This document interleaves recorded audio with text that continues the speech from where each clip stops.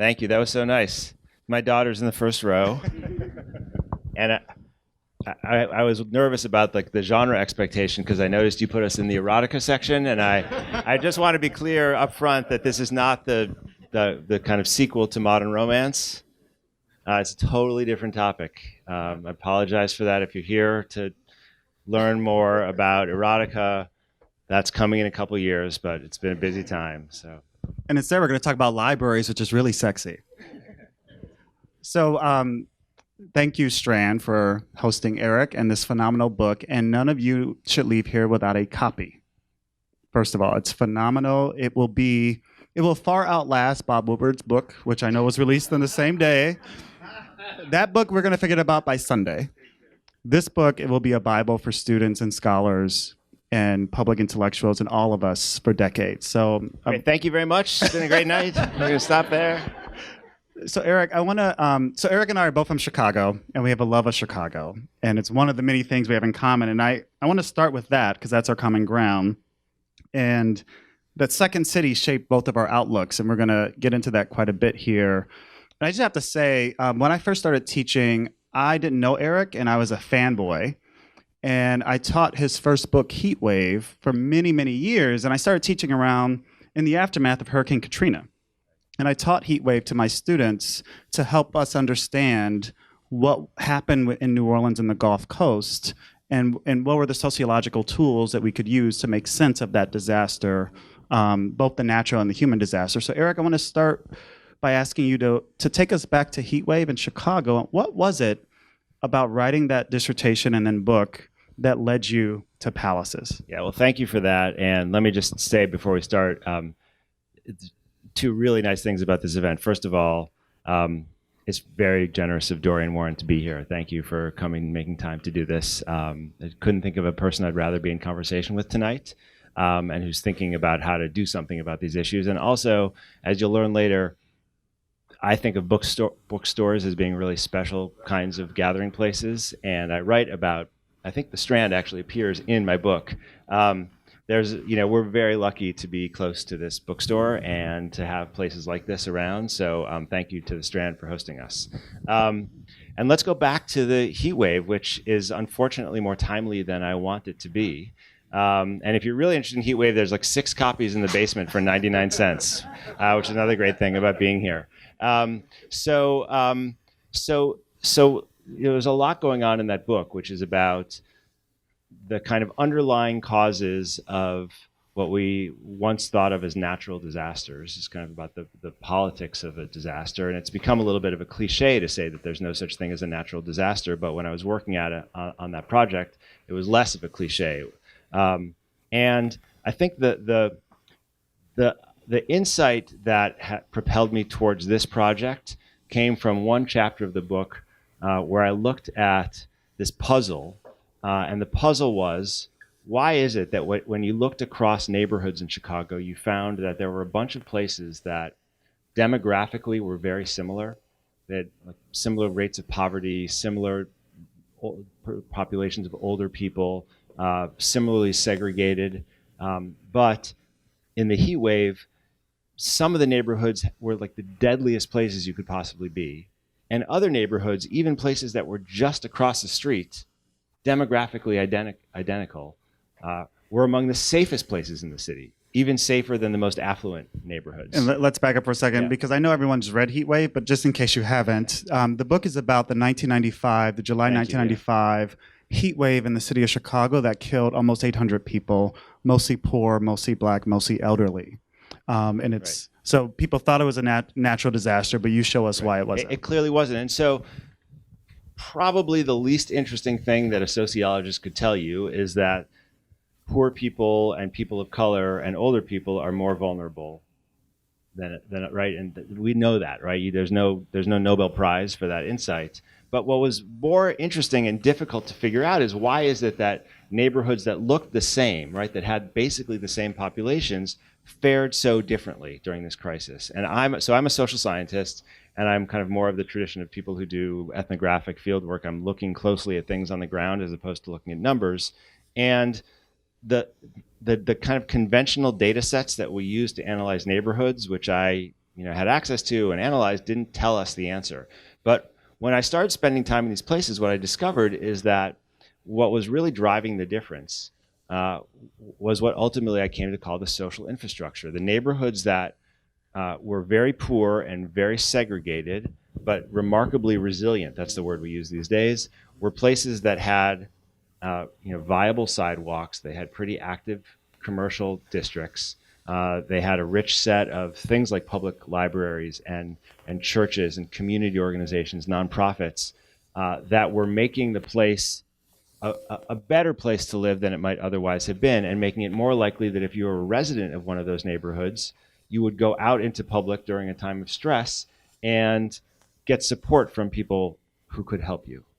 Whereas if you lived in a neighborhood that had abandoned lots, empty properties, a lack of commercial density, a lack of these nonprofit organizations that we now know do so much, you are far more likely to hunker down in your home.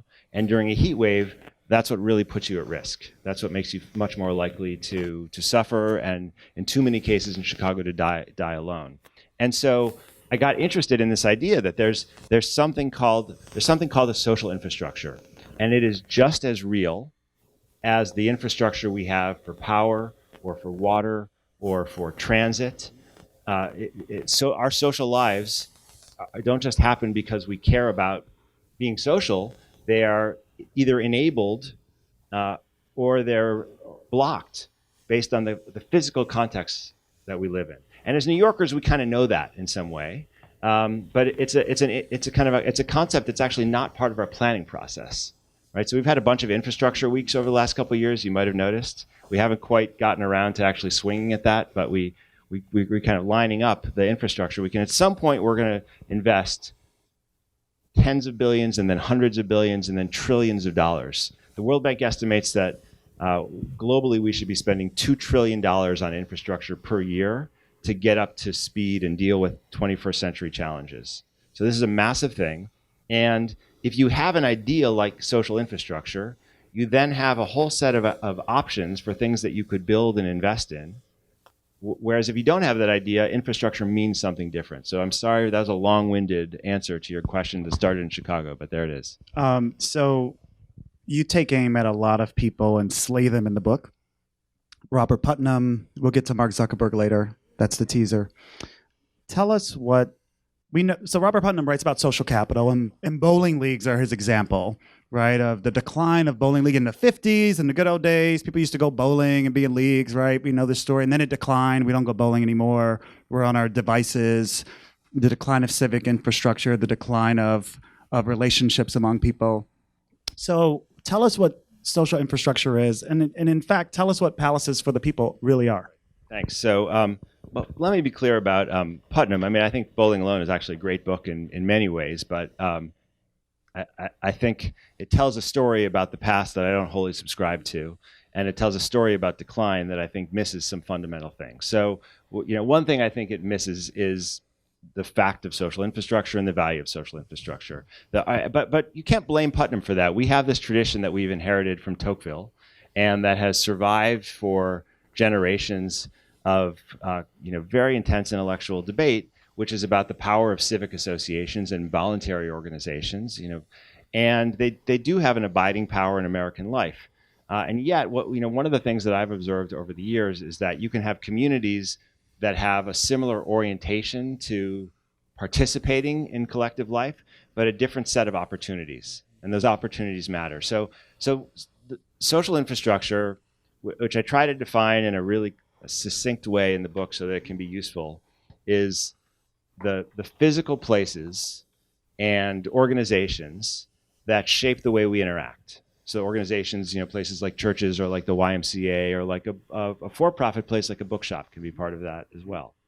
And the idea is that if you live in a place where the social infrastructure is robust, it's much easier to interact with people around you, whether it's friends and family members who are around you and kind of there to play with, or strangers with whom you may or may not start up a conversation. At the same time, if the social infrastructure is degraded or if it's neglected, you're much more likely to do what people did in Chicago in those neighborhoods that didn't have much of it, which is to kind of hunker down at home and grow more isolated. And there are a number of examples of social infrastructure that I treat in the book. But ultimately, the way that the book got organized is I decided it would be more interesting and useful to treat a series of different problems that we care about and are trying to solve with other techniques. And that's another area where I try to break from that tradition of the Tocqueville and Putnam. So the way that the book is focused is that there's a chapter on this problem of social isolation and loneliness, which occupies a lot of minds these days. There's a chapter that's about crime, and I know we're going to talk about that a little bit. There's a chapter that's about education and one on health. There's one on polarization, why are we so divided? And then there's one going back to the theme that I keep returning to, which is climate change and the fate of cities and communities. And it's my, the kind of strong argument in the book is that we have spent too much time focused on policies that address people and in many cases kind of punish people, rather than investing in programs and policies that create places that will help us flourish. There's probably no example of that that's more clear than the case of crime. So I want to come back to crime because I want you to answer the palaces for the people, and I'll set you up for that. Because the book is in many ways a love note to libraries. And when I was coming down here with my mother-in-law, and I said, by the way, this book is all about libraries. And she was like, really? You're bringing me to this talk? I was like, no, trust me. So it's a love note to libraries. I want you to take us along the walks with you and what you observed in the libraries you visited in this city and others, and why they play such a prominent role in the book. Yeah, thanks. So Palaces for the People and Libraries, and where did that come about? So let me go back to another disaster, go back to Sandy, because when Sandy hit New York, that was an eye-opening event. Can you raise your hand if you were here in New York City when Sandy hit? So a lot of people who have probably very strong memories of that moment, and it was a wake-up call. I had taken over an institute at NYU just a month before Sandy hit, and announced that this institute was going to focus on cities and climate change, and so we were ready to go. And when Sandy happened, we lost our power down here, and the day the power went on, I started organizing these groups of faculty and graduate students around the university, saying, if you want to do something on this, come to the Institute for Public Knowledge, and let's figure out what we can do. And we assembled this team of people that started doing work, and we decided to organize a series of events about Sandy and climate change and the future of New York City. And it became very clear to me that nobody else in New York City was doing that. What's the forum that we're going to have to think about what we do next, given that this thing has happened and the world is a different world than we're in before. And I started writing articles, and I got this call out of the blue from the Obama administration asking me if I would be willing to be the research director for this competition called Rebuild by Design, which ultimately came a nearly $2 billion competition to build, to generate ideas and then build innovative infrastructure for this region. And the social infrastructure and the Palaces for the People concept really came out, and the library focus came from this experience. My job as research director was to take these teams of architects and landscape architects and engineers around the region and show them the different needs and vulnerabilities and possibilities in different places. And we're in this one neighborhood, and one of the design teams came up to me, and these are like the world's greatest designers, by the way, household names if you follow architecture. And they said, we're so excited. We have this idea of a thing we want to build. What we really want to build is, we want to enhance or promote resilience, and we want to build resilient centers. We have this idea for a building, and it's going to be a building that's going to do all kinds of things for different people. People are going to feel at home in it, and it's going to be welcoming, not just to kids, not just to parents, but to older people also. And we're going to, the staff is going to be really welcoming and supportive. And they're telling me this thing, and it occurs to me in a moment, like, your resilience center is a branch library, and you walk by it every day. And that was both an amazing thing to realize, but then it was also frustrating because we walk by it. And I don't know who you are, most people in this room, but I want to say that there's an issue that I've been really bumping up against because I live in one of these zones of kind of affluence in lower Manhattan, which we can do because we're NYU professors and they own real estate down here. But a lot of people I know in the professions don't realize all the things that are happening in libraries and how extraordinarily active they are. Like what a booming life you can find inside of a public branch library in a city every day. I didn't really fully understand this myself until I started this. So, but it occurred to me that this thing was happening. And so I said gently to them, like, we should go investigate the library, and which is like what you learn to do as a professor. Let's go do research. And I started doing this, and I went to a neighborhood that was in the flood zone in the Lower East Side, that has a very poor population, that has a diverse population, a lot of immigrants, the Seward Park Library, and it turned out it's an old Carnegie building. If you haven't been to the Seward Park Library, please go. And if you can't go, just go to any library that's near you sometime this week. And whenever you're in a down moment about this country, this is the best thing you can possibly do. Like you could like listen to Rachel Maddow, or you can go to a library. And going to a library is much better. I love, whatever you think about Rachel Maddow, just more. So you go into this place, and so the Palace for the People, that was Andrew Carnegie's idea. That was his concept for what a library would be. It was an institution that honored the kind of striving spirit of American immigrants, especially. He was an immigrant himself, and that was there. It was an institution that was built to have the highest expectations of its users. Right? To believe that everyone who walked in the door was there to better themselves and had it within themselves to be something greater. If only they had he didn't say social infrastructure, but he could have, because that's what he meant. If only they had the place and the resources that could propel them in that way. And that's what the founding idea of the library was. And then it struck me going there, starting to spend time in Seward Park, I started to see the amazing things that happened there. And that, if you're interested, that's what the first chapter in the book is, kind of a catalog of the amazing things that happened there. I didn't mean for it to be a celebration of the library, but I couldn't help it, is the thing.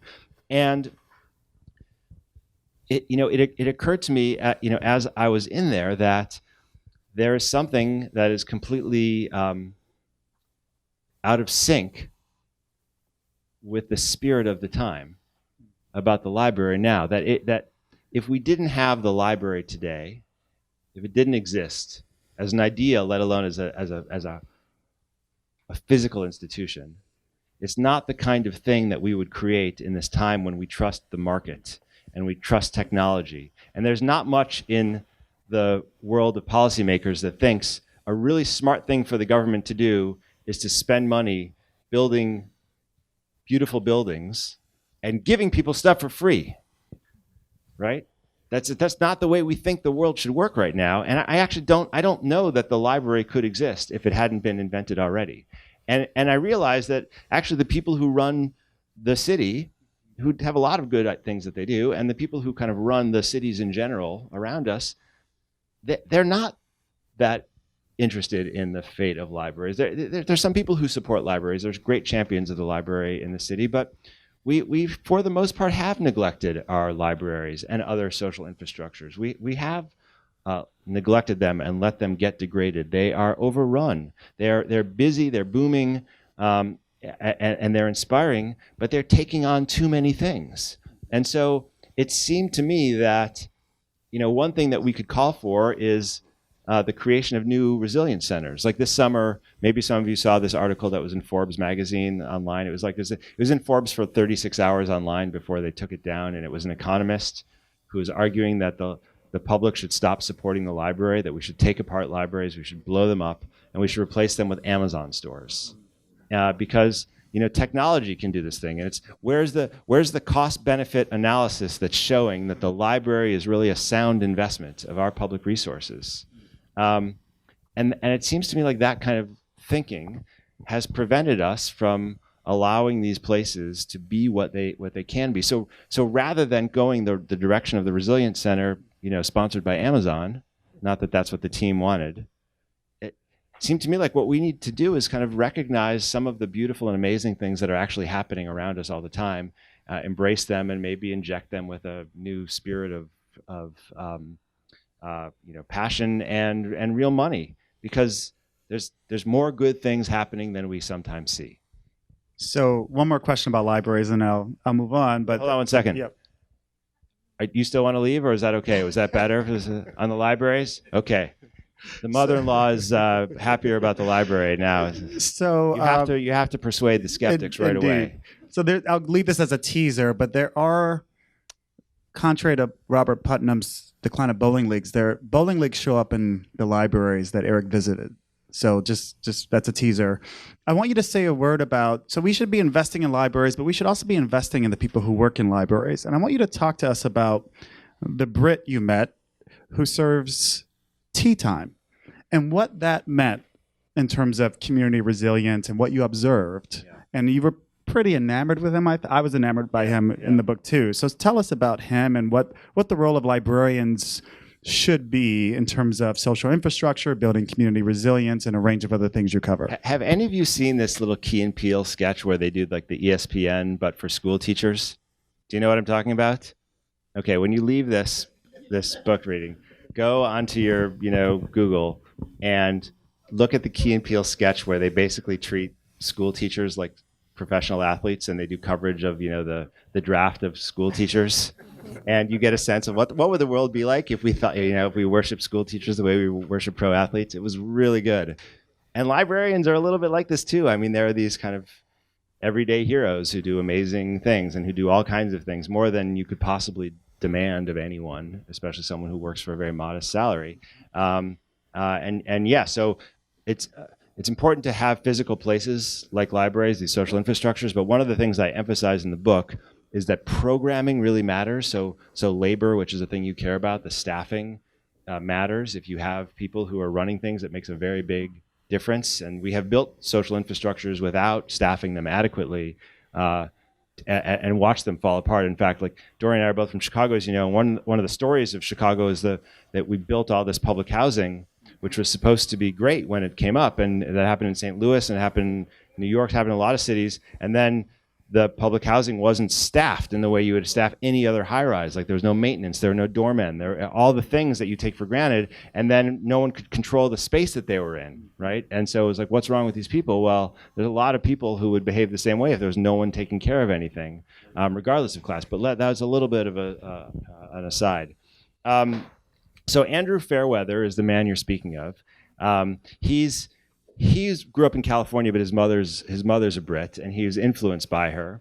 And actually, I was on the Takeaway this morning, the NPR show, and they went down to Seward Park and the library and spent the day there, and they wound up interviewing him. So he maybe didn't get 15 minutes, but on radio you get like 30 seconds of fame. So Andrew went to Seward Park, and you actually have a surprising amount of autonomy as a librarian in the New York City system to do programming that fits the needs and interests of the community that you're in, right? And that's a really good thing because there's so much diversity from neighborhood to neighborhood. And the Seward Park has a lot of older Chinese American men, a lot of older Jews, and he realized that there was this group of older men who would come up to the third floor every day, and they'd get there right when the doors open, as do about 30 people who stand in front of the library every day. That's another cool thing to do, by the way, if you live in New York City. Try to get to a library like 5 minutes before it opens. So they open at 10 a.m. for the most part. And just be there at 9:55 and watch the scene. It's amazing. It's amazing. And if you're in Queens and you go to the Queens Public Library, there'll be like a couple hundred people. It's incredible. So anyway, so Andrew realizes there's a group of men who go up and they go right to the newspapers, and they sit and they'll read the newspaper. And Andrew, being influenced by his British mother, thought, well, there's something that's very lovely about this scene, but what would make it even nicer is if the men were offered tea. Because as a child of an English woman, I know there's something about a morning cup of tea that makes you feel a sense of dignity. It's a sense of self-respect. And everyone, it's not just that at the library he felt that everyone is entitled to the kind of cultural heritage, which is the mandate of the library, but also like the library can be there to promote our sense of dignity and purpose. And so he got a very modest budget. It's cost a few bucks to get a box of tea. And he had like every, I think twice a week, he had tea time.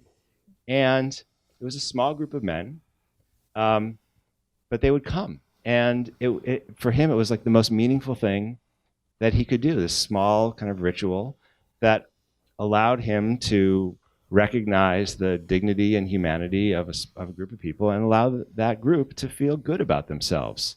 And I just want to say one more thing about the library before we move on, because there is other stuff, but I wrote this op-ed over the weekend about the library, and so I've been amazed at the responses. Like, people really do love their library. It's an incredible and amazing thing, and I wish we could speak louder together about that love. But that maybe is another conversation.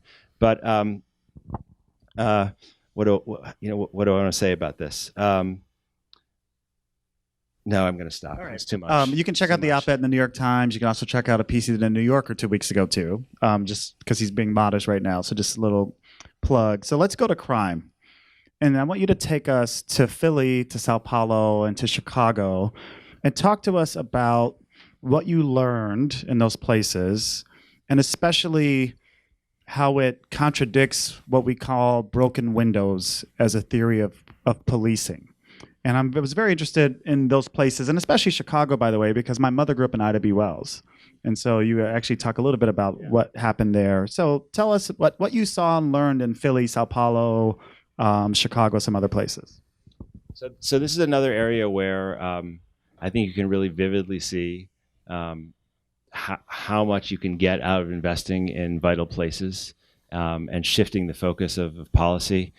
Crime might be the most vivid illustration of this. And I have a colleague who's here, Pat Sharkey, who's like one of the great minds in the topic of urban crime and why it's gone down and what drives it up and what some of the local factors are. And Pat's written a lot about the role of nonprofit organizations in shaping things, and that has really shaped my thinking on this. But I remain affected by this insight from Chicago of just like the destructive power of all of these empty lots and abandoned buildings, the way that they really transform an urban landscape and make a place feel precarious. That's a very, like, if you live in Manhattan or the tonier parts of Brooklyn, that's a very weird problem, the idea that there's empty space. But in so many American cities that have gone through deindustrialization, the big issue has been depletion.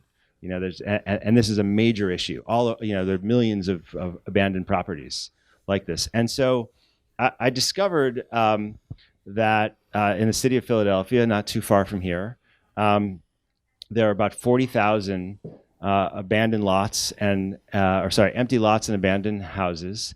And there's a group of people who live around them who had this kind of folk theory that they really contributed to crime and degraded the quality of everyday life, making everyone around them more insecure.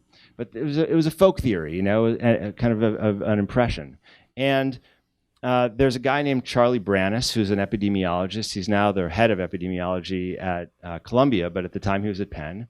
And he was giving a presentation at a meeting in Philly. And at the same time, there was another presentation from this group called the Pennsylvania Horticultural Society, which sounds like a gardening club, but they were talking about the landscape, and they wound up having this conversation in which it became clear that the Horticultural Society actually had the resources and the connections with the city of Philadelphia to invest in some of the properties and to treat them and fix them up. And they realized there's an amazing experiment to do here. And the experiment was that they would randomly select a set of empty lots and abandoned properties, abandoned houses, and they would treat those places, which meant like they turn the empty lot into a pocket park, just take down the high weeds and the grass and all the garbage and debris that's there.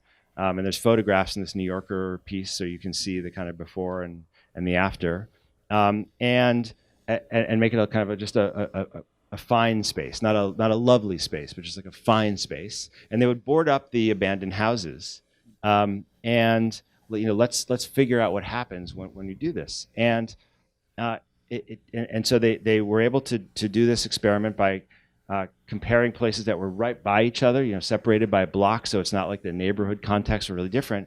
And they found this startling thing. They've been doing this research for more than a decade now, and it turns out that in the neighborhoods the blocks where you've treated the property, you get a 35 or maybe it's 39% reduction in gun crime that's sustainable compared to the places where you don't do the treatment. The treatment costs a few $100 to do. And what's truly amazing and what startled even the researchers is that it's not like the crime gets displaced and moved to the next block or the next neighborhood. It just doesn't happen. And it turns that's startling in some ways, but it's consistent with a theory about crime that says crime is situational. We tend to think of crime as being like the outcome of individuals who have criminal dispositions. They have attributes that make them prone to commit crime. But actually, it's about situations. Like one of the things that we all really like about living in New York City is there's not a lot of situations where we feel vulnerable if we live in these very populated neighborhoods where there's people on the streets all the time, right? And if you're ever walking in New York City and suddenly there's no one on the streets, or there's not those lights and there's not the commercial activity, it feels really weird. So it turns out that if you change the situation by treating the place, you can actually do a tremendous amount. Now, it's not like incarceration. If you incarcerate everybody, who's ever done anything untoward, you probably will reduce the crime rate. But as Pat Sharkey has shown so effectively, there's major negative externalities from that, right? By which I mean people's lives get destroyed, the lives of communities get destroyed. Millions of lives have been destroyed because we have focused so much on punishing people and not enough on fixing places. And when we talk about punishing people, we go to the broken windows policing theory because that is really the Bible of criminal justice. It's where zero tolerance policing got its origins. It's where stop and frisk goes in, right? This idea that if you see broken windows and graffiti, people perceive that to be a sign of disorder, and they think, oh, nobody's minding the shop here. I can do whatever I want to do. And so that article, which was published, under the title "Broken Windows" in a magazine, inspired this policy movement. And to be fair to the policy people, I think the authors, J.Q. Wilson and George Kelling, they allowed for that interpretation. They ran with that political agenda. But I went back and I wanted to really read this article closely, and I was stunned to find that at the beginning of the Broken Windows article, this is going to shock you, are broken windows. And actually, before the broken windows are abandoned, the cycle is houses get abandoned, properties get abandoned, windows break, then there's graffiti, and then kind of all the bad stuff happens. And I stopped and thought, well, what would have happened if we had actually taken seriously the first two ideas? Properties get abandoned, windows get broken, and just fix them up. And I think what the Philadelphia studies are showing is maybe millions of lives would not have been destroyed, had we really had a criminal justice policy organized around that. So in the book, I talk about focusing on places, having policies that treat places rather than simply policies that are about fixing people. It's very hard to fix people, right? Anybody who's ever taught in a school knows that, right? Not easy to fix places, as anyone who's ever renovated a kitchen knows, but easier, I would submit, and actually significantly cheaper as well. And so, it turns out that in all of these cases, there are ways to treat places that get us somewhere in a very practical way that we're struggling to get. So I have a few more questions, and we're going to open it up to you. So get ready with your questions for Eric. So, as we sit here, there's a storm barreling towards the Carolinas. And we learned just a couple of hours ago there is yet another hurricane going towards Puerto Rico. And so, Eric, you have a chapter that's about Houston, but you also take us to Singapore and Rotterdam and some other places. So tell us what social infrastructure has to do with how we respond to natural disasters and climate change, and what have you learned about resilience, the resiliency needed? And let me just remind us that, we're kind of joking a little bit about libraries and palaces for the people, but what Eric has written about is really matters of life and death. And people will die in more numbers based upon how much we invest in certain places. So talk to us about what you learned in terms of how communities respond to disastrous storms. Yeah, well, this is really crucial. And, I'm glad you brought this up because I actually think that if the conditions stay what they're like now with this storm Florence that's heading towards the Carolinas and Georgia, in the same way that we're all talking about, Bob Woodward right now, like for the next week, and especially if there's a second storm that hits Puerto Rico, we are going to be inside of this once again. And, so that there's big things to address here. And one is just the fact of climate change. Not really what I'm trying to prove in the book, but it's important to just say that it's a fact and that it's happened. It continues to happen, but it's already changed the way that we are experiencing our lives and the places we live. The weather is weird, right? And part of the weirdness is this spike in extreme events, stronger storms that are hitting vulnerable places. And there's a lot to say about the challenge of mitigation, reducing our carbon footprint and consuming differently, getting energy from different sources. The book says some things about that because social infrastructure can include things like bike lanes and better transit systems that we share that do a lot of work to reduce our carbon footprint. But the bulk of my focus in this work on Rebuild by Design has been about the kind of adaptation side of things, which is, given that we now live in a more dangerous world, what can we do to protect people and places? And one reason that Maria was so devastating is because Puerto Rico had a really shoddy physical infrastructure. The vital systems were weak, right? For power, for water, for health. And probably the social infrastructure in Puerto Rico proved to be protective. But there's only so much that it can do. Now we face yet another storm system that has the potential to eviscerate a region.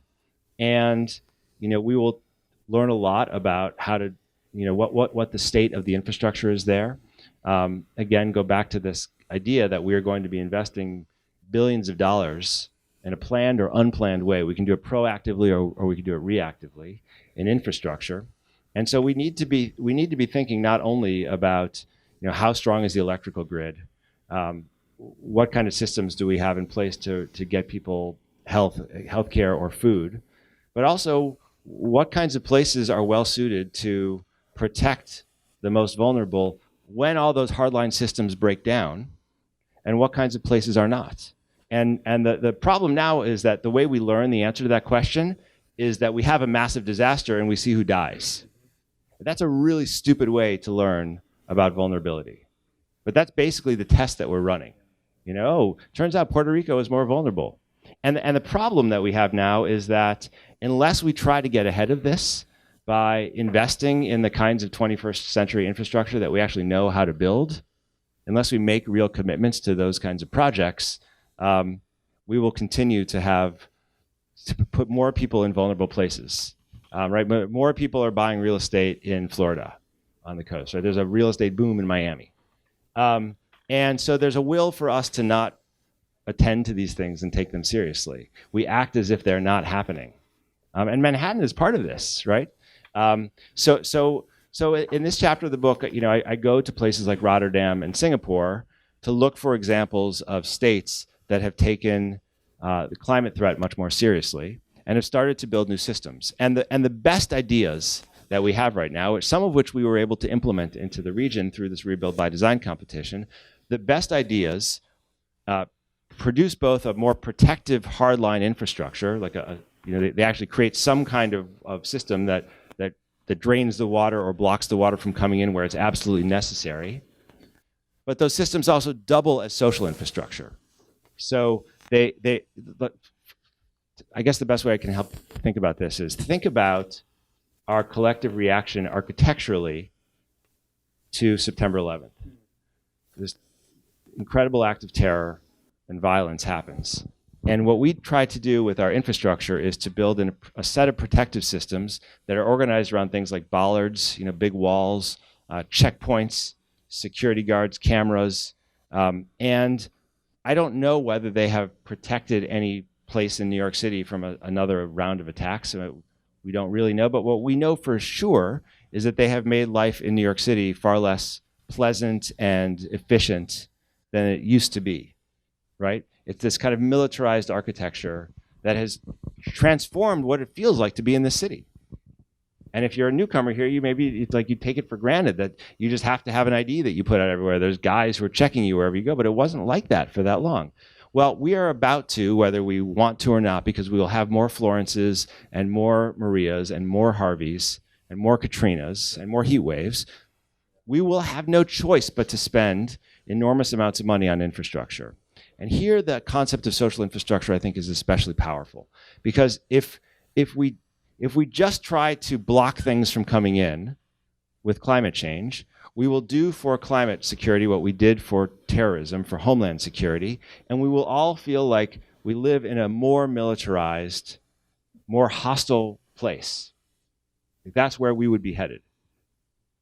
But if we have a concept like social infrastructure and we take it seriously, then we can create something like a wall and transform it into something that feels like a park or a play space, right? So a levee can just be a wall, or the edge can be expanded and the top can be built out, and you can do all kinds of things with it. So Bjarke Ingels, the great Danish architect whose firm Big won the kind of the biggest prize in rebuild by design, is redesigning the Lower East Side of Manhattan, and they're creating a water management system, a flood protection system.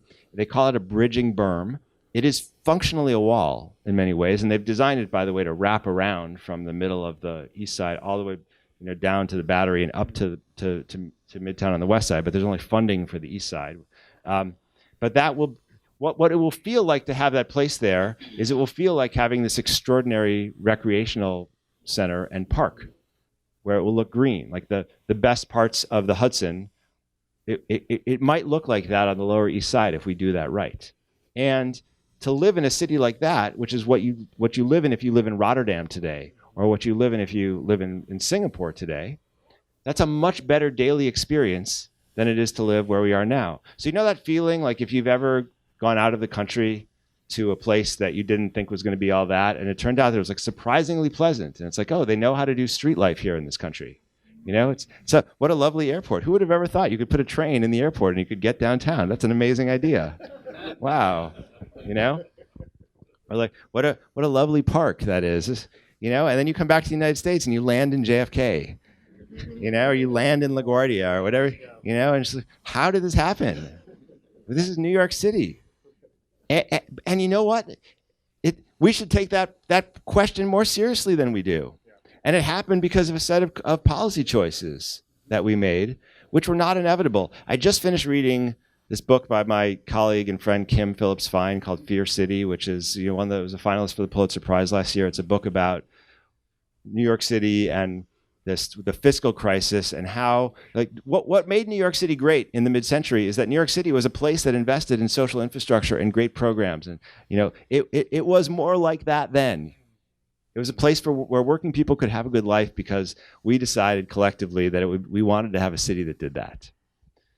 And when the fiscal crisis hit in the 70s, the response was that the bankers took over the city, and the policy was, we're going to make a city that works for banks, and we're going to make a city that works for business. And the way we're going to make the city great is we're going to attract business here. And you get a sense when you read Kim's book about why that idea emerged, because no one knew how the economy was going to work.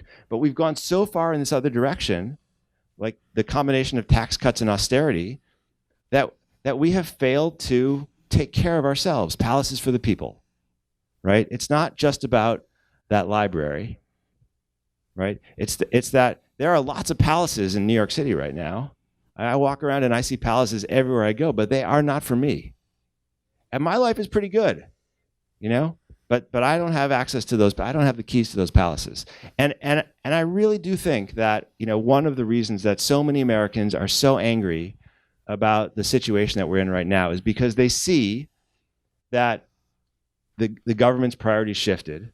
And here it doesn't matter whether it's Democrats or Republicans, that the government's priorities shifted, and we've created a world in which there's some beautiful palaces for a select number of people, and a lot of us feel shut out. And it doesn't have to be that way. It really doesn't have to be that way. And so I think there are a bunch of places that can provide us inspiration right now, and that we should have on our agenda in these discussions, and some are in Rotterdam and Singapore, but some are in Seward Park and Chicago and Columbus, Ohio, and Los Angeles, and we should know about those places too. So I have a zillion questions for you, but I'm just going to ask one more. He writes about swimming pools. It's gripping. He writes about schools and education.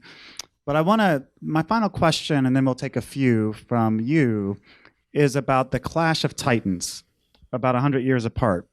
So that's the clash between Andrew Carnegie and Mark Zuckerberg. And Carnegie was a bastard. Excuse my language, Lila. Right? He was one of the worst employers this country's ever seen. Some of the bloodiest labor conflicts in this country. Yet he comes out in your esteem very high. And Mark Zuckerberg and his ambition to connect us online and through social media doesn't fare so well in the book. So tell us why. Well, look, I don't know Mark Zuckerberg, and I do write in the book that I think the Chan Zuckerberg Foundation seems to be a serious thing, and they're going to spend billions of dollars on good causes. Their game is to cure disease, and I hope they cure disease, eliminate disease. That would be a great thing. So it's not a personal thing, and I think it's too early to assess Zuckerberg's net impact. But after the Trump victory, Zuckerberg put out this big public statement that was the new mission statement for Facebook, and what he said is that Facebook is here to be the social infrastructure for the 21st century.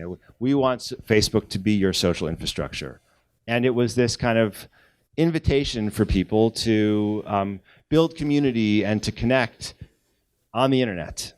That's another one of those things where it's like, it's very convenient that the solution to humanity's problems is to spend time and money on my business, but I guess that's part of the practice in those quarters. So I'm cynical about that. But the thing that I'm really cynical about is that has anyone here ever been on the Facebook campus or on the Google campus? Have you ever been to any of these tech campuses? Okay, tell me if you think I'm lying here. But the people who own and design those campuses really care about social infrastructure and really think about how it matters. In fact, they're willing to spend massive amounts of money on creating places that make people feel at home, that provide them with programming, that allow for spontaneous, serendipitous encounters from group to group. I mean, the Googleplex, the Facebook campus in Menlo Park, the Google building on 15th Street here, they are architected and designed to make the workplace a place where these kind of communities can build and where people can work happily. The reason that the Google bus has become such a horrible symbol of everything that's wrong in Silicon Valley and in turn with the United States is that the companies have created a kind of private infrastructure for transit that works on top of a shared infrastructure, right? The highway system and the streets, for the sole purpose of allowing people who want to work in a high-tech company to also have their glamorous lives living in the mission, eating in good restaurants. And what it does if you live around there is it's a very visible symbol. It clogs up the highway, right? So you live inside of the traffic and you suck in the exhaust because you're behind it, and you watch as you wait for your public transit, which has been underfunded and doesn't work very well, and you watch as these people get on their beautiful buses that have Wi-Fi that come all the time, and you're not part of that. And so it's like we're being told by Zuckerberg, you'll have your Facebook, and those of you who are part of my kingdom, we have this palace, and they do have it, and so I think it's disingenuous, in the same way that I think pay attention when you hear the tech executives from Facebook tell you, I would never let my children be on Facebook. I would never let my children be on Instagram. My family and I were living at Stanford in Silicon Valley when I wrote most of this book. And the people there are not letting their kids use these technologies because they know how destructive it is. And it's the same thing. They're not living their lives on Facebook. They're living their lives in the beautiful places that they've invested in. Right? Suburbs can be like this too. Some people have been saying suburbs don't have social infrastructure, but people move to the suburbs because of the gorgeous social infrastructure. It's just a slightly different one. It's not, the Strand. It's these beautiful ball fields and playgrounds and swimming pools and schools. So it's a kind of hoarding. And again, I should probably stop this because I'm not running for office tomorrow. But I do have an agenda, and I think there's a better thing that we could be building. And I think there's a thing that we could be building that would be making all of our lives better. And I don't begrudge people who live well. But I think that, like when I see something like the tax cuts recently, I can't help but wonder, do you really need this? You really need more? Because if you cut the taxes like that, then there isn't money to build this social infrastructure that we want. There's not the money to build the 21st century infrastructure to protect the Carolinas and Georgia and New Orleans, or even New York City. And I guess that's the thing, is that if we do this, that you can't wall off Mar-a-Lago either, right?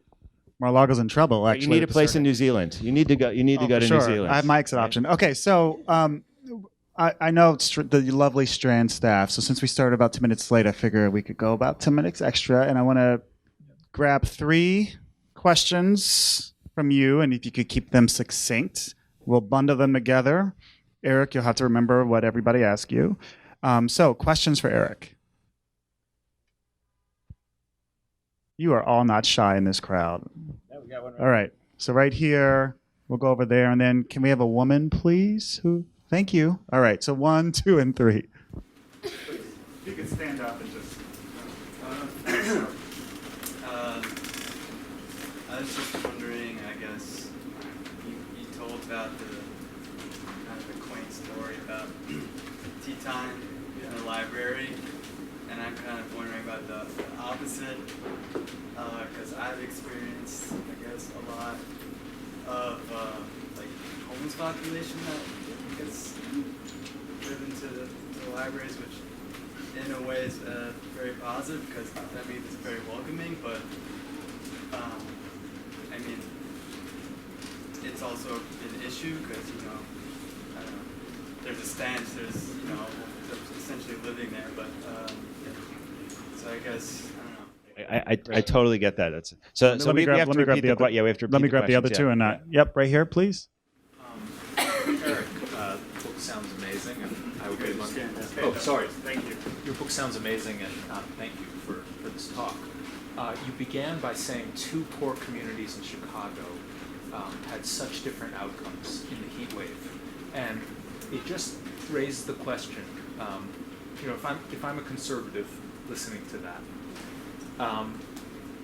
why not think, okay, well, there's this thing called social infrastructure that certain poor communities can generate, and maybe they can generate it on their own. How much does what you're talking about require a different tax structure, a role for the state to actually say, we can't have this level of inequality if we're serious about this? And how much is it actually just communities banding together on their own, separately from the state, which in a way is a very convenient, maybe Andrew Carnegie blessed idea, where the rich can have their palaces and poor people can have their own separate palaces, and we don't actually have to take anything away to get there. Great. And then right here, please. Hi. I'm from Tuxedo, New York, which is a much smaller community, and I'm also a business owner in Tuxedo, and I've been the president of the Klinenberg for the last 2 years. So my question is more based on the smaller infrastructure from where I come from as a business owner and as a millennial business owner. What would be my next step for my town as I'm facing a lot of different policy changes for business owners to grow? So this is my interpretation of the questions. One is, because you do talk about this in the book, what's the dark side of libraries and the messiness of democratic institutions? So talk about that. Second is a question about the role of the state in providing social infrastructure and palaces for the people versus self-help or the market. And then third is, what is the role as an entrepreneur and small business owner in helping to construct a sense of social infrastructure? What can you do in your capacity as a small business owner? So those are my quick interpretations of questions to you. Great. So thank you for those smart questions. So This first one on the unpleasantness, not the tea, but the really hard things that happen in libraries. How do you deal with that? So I'm very well. It's fair to say because I talk about that. I mean, there are people who use the library because it's got a bathroom, and because it's warm or because it's air conditioned or it's got internet access. It's got basic things. And so, what I feel about that is that first of all, you express the sentiment. I mean, that is who we are as a people. I mean, that is part of who we are. It's part of our democratic culture that there are people with problems, and part of learning to live in civil society is learning to deal with difference. So in the library, just as on the subway, we learn how to be citizens and how to manage those situations. And so there's definitely a challenge of finding a place for yourself where you can do in the library what you're there to do. And so if you're there because you want to study or write and there's a smell that you can't handle, you have to find a place and you have to handle that in a civil way. So that's on you to do. There's protected floors for children now, separate spaces, teenage rooms and places so they try to segregate a little bit to protect people who are least able to take care of themselves. But this is a real thing. It's a real challenge. Now, that said, the problem for libraries is that because libraries are the only place we have that has these open doors, whose orientation to you is we are just here to help you and to give to you regardless of who you are and what you need, and whether you're a citizen or not, how much money you have, you don't have to spend anything. Libraries are, I think, just about our only place that provide services for everyone like that. Everybody goes to the library. So you are homeless and you are in a shelter and the morning comes and you have to leave the shelter and you say to the person who's running the shelter, where should I go? And they tell you to go to the library. And you're a heroin addict or an opioid addict and you're going to get a maintenance dose in the morning of methadone and you need a safe place to go and they tell you to go to the library. And you're an older person and you're at risk of isolation and you're homebound much of the time and you want a place to go and the senior center is far away or it's boring, where they tell you to go. And you probably know that increasing numbers of public schools in New York no longer have their own libraries now because we've cut the funding for them. So the schools rely on the libraries in the public library. And so everybody is going to the library and all the problems of humanity get dumped on the library. And so I will say this. It is amazing to me, given how much time I spent in the library, how little overt conflict I saw there. Like I have more conflict in 20 minutes on Twitter than you would find in libraries, in a season, right? Like you go to Twitter seeking out conflict, and you go to the library kind of seeking out peace, and we largely make it work. But I also saw horrible things, I saw the worst things imaginable, and it was hard. And so I don't know what to say about that other than what I said. It's the reality of who we are.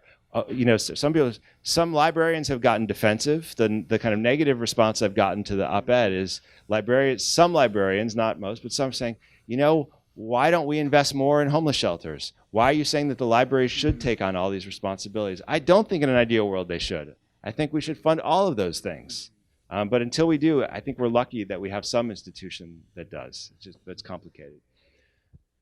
Al, I think we have market failure and proven market failure in a bunch of places in the country where our policy has been to basically let them try to take care of themselves. We have not made massive injections of federal dollars or state dollars into low-income neighborhoods to try to transform them for the most part.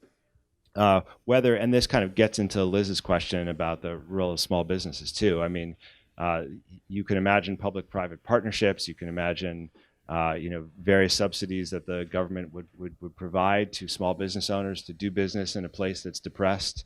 I think we've inadequately explored those kinds of possibilities. And so what we have instead are a set of neighborhoods, that have economically been stagnant. And the consequence of that, and this is really what you see in the Philadelphias and Chicago's, and I believe that Buffalo, your home city, has this also. The consequence has been flight.